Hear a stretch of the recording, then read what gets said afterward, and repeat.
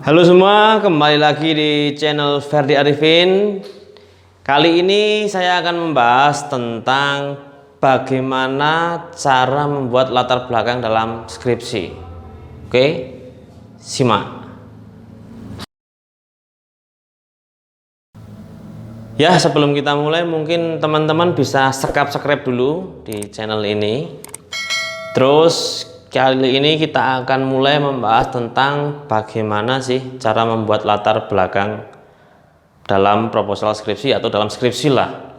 Karena tidak sedikit dari teman-teman mahasiswa itu revisi di latar belakang itu panjang sekali, bisa sampai 4 sampai 5 kali bahkan ada yang berbulan-bulan sampai stresnya nggak mau ngerjain lagi karena latar belakangnya diorek-orek terus sama dosen pembimbingnya. Nah, kali ini kita akan membahas tentang bagaimana sih cara membuat latar belakang dalam skripsi itu supaya teman-teman kalau mengerjakan skripsi setidaknya minim revisi dari dosen pembimbing, karena kalau tidak revisi itu hampir mustahil, tapi minim revisi itu masih memungkinkan. Nah, ada beberapa hal yang harus teman-teman perhatikan dalam proses membuat latar belakang ini, dan perhatikan baik-baik. Yang pertama, kita pahami dulu latar belakang secara harfiah, secara etimologi lah kalau bahasa ilmiahnya. Itu apa sih latar belakang? Jadi ketika kita melihat makna dari latar belakang itu adalah sesuatu hal yang dia melatar belakangi. Dalam hal ini maksudnya hal yang melatar belakangi penelitian kalian atau skripsi kalian. Misalkan gini, kalian pengen membuat penelitian terkait dengan dampak media sosial bagi psikologi anak. Nah, itu judul kalian, misalkan itu judul kalian. Lalu latar belakangnya, kenapa kalian pengen melakukan penelitian itu? Kalian harus cari latar belakang sehingga ada dampak media sosial itu bagi anak-anaknya.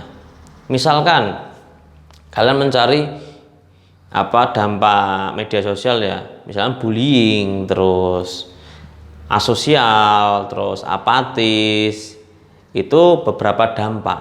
Nah, itu bisa menjadi latar belakang dari penelitian kalian.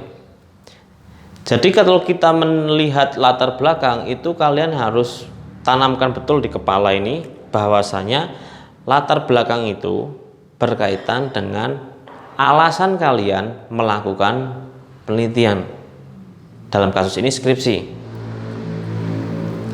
Jadi kalian membuat alasan yang demikian rupa yang saintifik, sistematik, dan logik dalam latar belakang itu.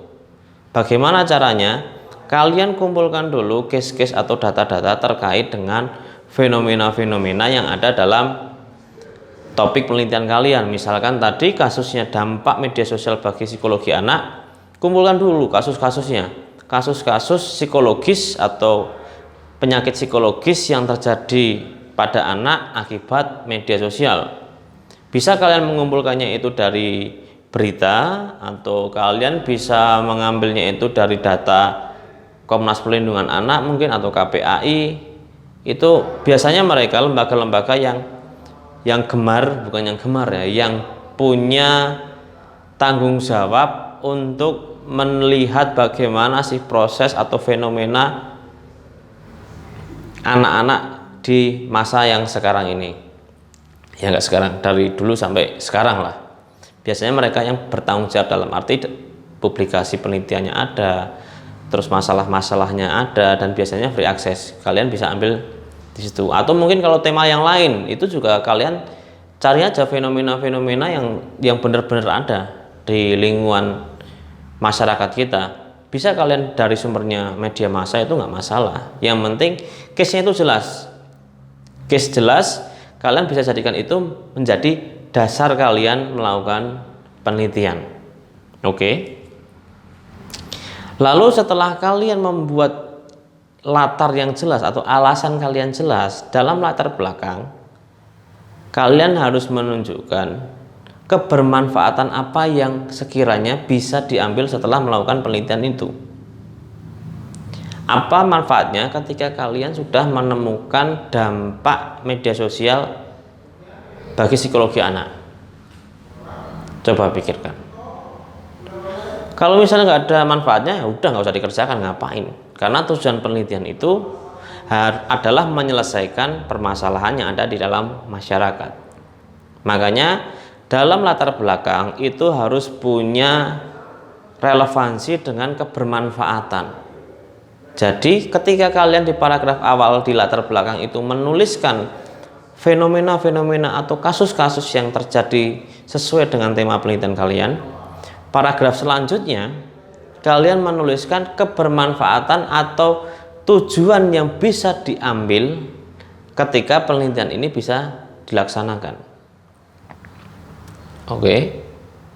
Lalu berikutnya ketika kalian sudah menampilkan kasus-kasusnya atau fenomena yang muncul di masyarakat, terus kemudian kalian juga sudah menjelaskan terkait kebermanfaatannya atau tujuan dari penelitiannya, yang berikutnya adalah analisis apa yang akan kalian gunakan untuk penelitian ini, baik analisis apa atau teori siapa yang ingin kalian gunakan.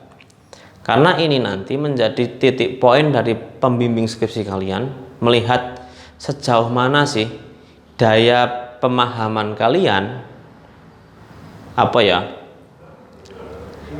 daya analitis kalian ketika melihat sebuah fenomena dengan implementasi teori. Itu pasti akan dilihat oleh dosen pembimbing skripsi kalian. Jadi kalian perlu cermat dalam mengambil keputusan untuk mengambil teorinya siapa, analisnya seperti apa. Harus relevan, ada hubungan dari kasus, terus tujuan untuk kebermanfaatan dan analisisnya. Itu mungkin akan sangat mungkin sekali disitulah revisi yang akan diterima meskipun kalian mengikuti saran ini. Kemudian saya cut. Kenapa mungkin akan revisi? Karena setiap orang punya argumentasi terhadap teori masing-masing. Saya mengikuti mazhab A, dosen yang lain mengikuti mazhab B. Jika ditemukan mungkin akan berbeda, dan itu biasanya berdampak pada mahasiswa bimbingan, dan itu wajar. Kalian ikuti saja dosen pembimbing. Oke. Lalu berikutnya, ketika kalian sudah membuat struktur atau kerangka tulisan tentang latar belakang tadi, yang pertama kasus, kedua adalah kebermanfaatan, ketiga adalah teori yang digunakan, yang keempat ini yang gak kalah penting adalah gap analysis. Apa maksudnya gap analysis? Jadi gap analysis itu adalah sesuatu hal yang menjadi blind spot dalam suatu penelitian. Misalkan contoh penelitian tentang Ferdi Arifin, ini saya. Ada yang sudah meneliti dari depan, bentuk wajah, terus bentuk mukanya seperti apa, bentuk perutnya, terus apalagi pakai topi di balik, itu mungkin dari depan kelihatan. Dari samping juga sudah melakukan penelitian. Dari samping kan nggak mungkin kelihatan matanya lagi melirik kemana, tapi kalau dari samping bisa melihat telinganya, bisa lihat bahunya atau sisi lengan sininya, itu bisa kelihatan, sedangkan dari depan enggak. Nah, ketika dari samping dan depan itu sudah ada penelitian, mana yang belum ada penelitiannya? Dari belakang. Itu namanya gap atau blind spotnya dalam sebuah penelitian. Dari belakang itu belum ada yang meneliti, makanya kalian yang meneliti. Jangan sampai penelitian kalian sudah menemukan kasusnya. Misalkan kalian sudah menemukan topik penelitian, judul lah. Terus kalian sudah menemukan case-case fenomena-fenomenanya. Terus kalian juga sudah mencari kebermanfaatannya ketika penelitian itu dilakukan. Lalu kalian juga sudah menemukan teori yang akan kalian gunakan. Tapi ternyata itu sudah dilakukan oleh mahasiswa yang lain, di fakultas lain atau di kampus lain. Bisa dikatakan itu langsung gugur. Karena apa? Lah ngapain itu sudah diteliti, kamu teliti lagi? Sia-sia. Makanya untuk melihat gap analisis ini kalian perlu banyak membaca referensi-referensi terkait dengan isu yang akan kalian angkat. Oke, jadi 4 komponen itu tadi menjadi sesuatu hal yang wajib kalian ketahui ketika kalian sedang membuat latar belakang.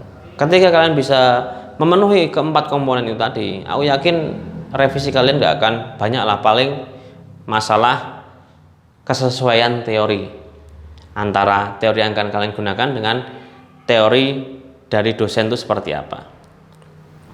Oke, jadi itu 4 tadi yang harus kalian perhatikan. Oke, mungkin itu terkait dengan bagaimana cara membuat latar belakang dalam skripsi. Jika kalian masih bingung, wajar. Kalau nggak bingung berarti nggak mikir. Tapi jangan sampai bingung kalian itu menjadi stres. Makanya perlu didiskusikan. Bisa di kolom komentar kita diskusi bareng. Salam.